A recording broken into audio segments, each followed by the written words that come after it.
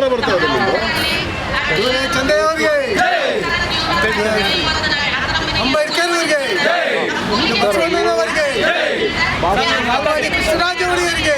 ಕರ್ನಾಟಕ ರಾಜ್ಯದಲ್ಲಿ ಪರಿಶಿಷ್ಟ ಜಾತಿ ಮತ್ತು ಪರಿಶಿಷ್ಟ ವರ್ಗ ಸೇರಿ 1,45,00,000 ಜನಸಂಖ್ಯೆ ಇದೆ. ಇದರಲ್ಲಿ ಪರಿಶಿಷ್ಟ ಜಾತಿಯವರೇ 1,06,00,000. ಪರಿಶಿಷ್ಟ ಜಾತಿಯಲ್ಲಿ 101 ಜಾತಿಗಳಿವೆ. ಇವರಲ್ಲಿ ಆದಿ ದ್ರಾವಿಡ, ಆದಿ ಕರ್ನಾಟಕ, ಬೋವಿ, ಲಂಬಾಣಿ, ಕೊರಮ, ಕೊರಚ ಮತ್ತು ಇತರರು ಅಂದರೆ ಆದಿವಾಸಿಗಳು, ಅಲೆಮಾರಿಗಳು, ಅರೆ ಅಲೆಮಾರಿಗಳು.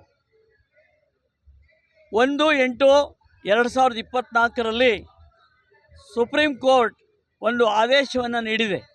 ಅದೇನೆಂದರೆ ಪರಿಶಿಷ್ಟ ಜಾತಿಯ ಮೀಸಲಾತಿಯಲ್ಲಿ ಒಳ ಮೀಸಲಾತಿಯನ್ನು ನೀಡಬಹುದು ಎಂದು ತೀರ್ಪನ್ನು ನೀಡಿದೆ. ಇದು ನಮಗೆ ಅಂದರೆ ಪರಿಶಿಷ್ಟ ಜಾತಿಯವರಲ್ಲಿ ಅಲ್ಪಸಂಖ್ಯಾತರಿಗೆ ತೊಂದರೆ ಆಗುವಂಥ ಸಾಧ್ಯತೆ ಇದೆ. ಒಳ ಮೀಸಲಾತಿಯನ್ನು ಬಲಾಢ್ಯರಿಗೆ ಕೊಟ್ಟು ಅವರಿಗೆ ಹೆಚ್ಚು ಪ್ರಾತಿನಿಧ್ಯ ಮತ್ತು ಸಮಾನ ಅವಕಾಶಗಳನ್ನು ಕೊಟ್ಟರೆ ಉಳಿದ ಅಲ್ಪ ಜನಾಂಗಗಳಿಗೆ, ಪರಿಶಿಷ್ಟ ಜಾತಿಯ ಅಲ್ಪ ಜನಾಂಗಗಳಿಗೆ ಸಮಾನ ಅವಕಾಶ ಪ್ರಾತಿನಿಧ್ಯ ಸಿಗದೆ ಅವರು ಹಿಂದುಳಿಯಲು ಸಾಧ್ಯವಾಗುತ್ತದೆ. ಆದ್ದರಿಂದ ನಮ್ಮ ಮನವಿ ಏನು ಅಂದರೆ ಒಳ ಮೀಸಲಾತಿಯನ್ನು ನೀಡುವುದಾದರೆ ಪ್ರಾಯೋಗಿಕ ದತ್ತಾಂಶ, ವಸ್ತುನಿಷ್ಠ ಮಾಹಿತಿಯನ್ನು ಆಧರಿಸಿ ಯಾರು ಸಮಾಜದಲ್ಲಿ ಹಿಂದುಳಿದಿದ್ದಾರೆ, ಯಾರು ಬಡತನ ರೇಖೆಯಿಂದ ಕೆಳಗಿದ್ದಾರೆ, ಯಾರು ಅವರಿಗೆ ಪ್ರಾತಿನಿಧ್ಯ ಸಿಕ್ಕಿಲ್ಲ, ರಾಜಕೀಯವಾಗಿಯೂ ಕೂಡ ಅವರು ಉನ್ನತ ಸ್ಥಾನಗಳನ್ನು ಪಡೆದಿಲ್ಲ, ಯಾರು MLAಗಳಾಗಿಲ್ಲ, MLCಗಳಾಗಿಲ್ಲ ಅಂಥವ್ರಿಗೆ ಅವಕಾಶಗಳನ್ನು ಕೊಡಬೇಕು ಅಂಥೇಳಿ ಈ ಸಂದರ್ಭದಲ್ಲಿ ನಾವು ಕೇಳಿಕೊಳ್ತಾ ಇದ್ದೀವಿ. ಇವಾಗ ಪರಿಶಿಷ್ಟ ಜಾತಿಯಲ್ಲಿ ಒಳ ಮೀಸಲಾತಿಯನ್ನು ಕೊಡುವುದರ ಬಗ್ಗೆ ಶಿಫಾರಸು ಮಾಡಿ ವರದಿ ಕೊಡಿ ಅಂಥೇಳಿ ನಾಗಮೋಹನ್ ದಾಸ್ ಅಂತಕ್ಕಂಥವ್ರನ್ನು ಉಚ್ಚ ನ್ಯಾಯಾಲಯದ ನಿವೃತ್ತ ನ್ಯಾಯಾಧೀಶರನ್ನು ಅವರ ಏಕಸದಸ್ಯ ಆಯೋಗದ ಅಧ್ಯಕ್ಷನಾಗಿ ಮಾಡಿದ್ದಾರೆ. ಇವರು 2 ತಿಂಗಳಲ್ಲಿ ವರದಿ ಕೊಡಿ ಅಂಥೇಳಿ ಅವರಿಗೆ ತಿಳಿಸಿದ್ದಾರೆ. 2 ತಿಂಗಳು ಏನೇನು ಸಾಲದು. 2 ತಿಂಗಳಲ್ಲಿ ಎಲ್ಲ ಪರಿಶಿಷ್ಟ ಜಾತಿಯವರ ಆರ್ಥಿಕ, ಸಾಮಾಜಿಕ, ಶೈಕ್ಷಣಿಕ, ರಾಜಕೀಯ ಸ್ಥಿತಿಯನ್ನು ಹೇಳೋದಕ್ಕೆ ಬರೋದಿಲ್ಲ. ಸರಿಯಾದ ರೀತಿಯಲ್ಲಿ ಸಮಗ್ರ ಸಮೀಕ್ಷೆ ಆಗಬೇಕು ಅಥವಾ ಜನಗಣತಿ ಆಗಬೇಕು. ಜನಗಣತಿ 2011ರಲ್ಲಿ ಆಗಿತ್ತು.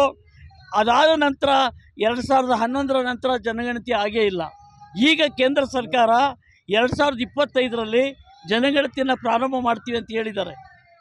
ಅವರು ಜನಗಣತಿಯನ್ನು ಪ್ರಾರಂಭ ಮಾಡಿ ಅದನ್ನು ಮುಗಿಸಿ 2026ರಲ್ಲಿ ಅಂಕಿಅಂಶಗಳನ್ನು ಕೊಟ್ಟ ಮೇಲೆ ಅದನ್ನು ಆಧಾರವಾಗಿ ಇಟ್ಕೊಂಡು ಪ್ರಾಯೋಗಿಕ ದತ್ತಾಂಶಗಳು ಅಥವಾ ಎಂಪಿರಿಕಲ್ ಡಾಟಾ ಇದನ್ನು ಅನುಸರಿಸಿ ಒಳ ಮೀಸಲಾತಿಯನ್ನೇ ಕೊಡಬೇಕೇ ವಿನಃ ಔಟ್ಡೇಟೆಡ್ ಮಾಹಿತಿಯನ್ನು ಇಟ್ಕೊಂಡು, ಹಳಸಲು ಮಾಹಿತಿನ ಇಟ್ಕೊಂಡು 2011ರ ಕೇವಲ ಕೆಲವು ಅಂಶಗಳಿಂದ ಕೂಡಿದ ಮಾಹಿತಿಯನ್ನು ಇಟ್ಕೊಂಡು ನಾಗಮೋಹನ್ ದಾಸರವರು ವರದಿ ಕೊಡಬಾರ್ದು ಅಂಥೇಳಿ ನಾವೆಲ್ಲ ಈಗ ಹೋರಾಟ ಮಾಡ್ತಾಯಿದ್ದೀವಿ.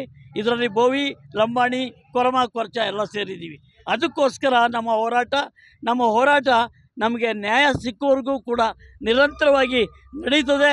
ಇವತ್ತು ಕೂಡ ಗಾಂಧಿ ಪ್ರತಿಮೆಗೆ ನಾವೆಲ್ಲರೂ ಮಾಲಾರ್ಪಣೆ ಮಾಡಿ ನಾಗಮೋಹನ್ ದಾಸರವರನ್ನು ಭೇಟಿ ಮಾಡಲಿದ್ದೇವೆ. ಅವರಿಗೆ ನಮ್ಮ ಮನವಿಯನ್ನು ಸಲ್ಲಿಸ್ತೇವೆ. ತಾವು ಕೂಡ ಹೆಚ್ಚಿನ ರೀತಿಯಲ್ಲಿ ನಮಗೆ ಪ್ರಚಾರವನ್ನು ನೀಡಿ ನಮ್ಮ ಸಮಸ್ಯೆಗಳಿಗೆ ತಾವೆಲ್ಲರೂ ಪರಿಹಾರ ನೀಡೋದರಲ್ಲಿ ಸಾಥ್ ನೀಡಬೇಕು ಅಂತೇಳಿ ಕೇಳ್ಕೊಳ್ತೇವೆ. ವಂದನೆಗಳು. ನಾನು ಕೊರಮ ಜಾತಿಗೆ ಸೇರಿದ ನಿವೃತ್ತ ಜಿಲ್ಲಾಧಿಕಾರಿ ST ಅಂಜನ್ ಕುಮಾರ್. ಇಲ್ಲಿರ್ತಕ್ಕಂಥವ್ರು ಇಲ್ಲಿ ಕೊರಮ, ಕೊರಚ, ಬೋವಿ, ಲಂಬಾಣಿ ಎಲ್ಲರೂ ಕೂಡ ಇದ್ದಾರೆ.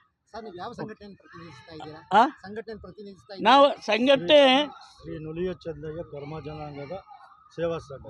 ನಾವು ನುಲಿಯ ಚಂದಯ್ಯ ಕೊರಮ ಕೊರಚ ಜನಾಂಗದ ಸೇವಾ ಸಂಘ ಇದರ ಅಡಿಯಲ್ಲಿ ನಾವೆಲ್ಲರೂ ಇವತ್ತು ಪ್ರತಿಭಟನೆ ಮಾಡ್ತಾಯಿದ್ದೀವಿ. ನಾಗಮೋಹನ್ ದಾಸರವರನ್ನು 1 ಗಂಟೆಗೆ ಭೇಟಿ ಮಾಡ್ತೀವಿ.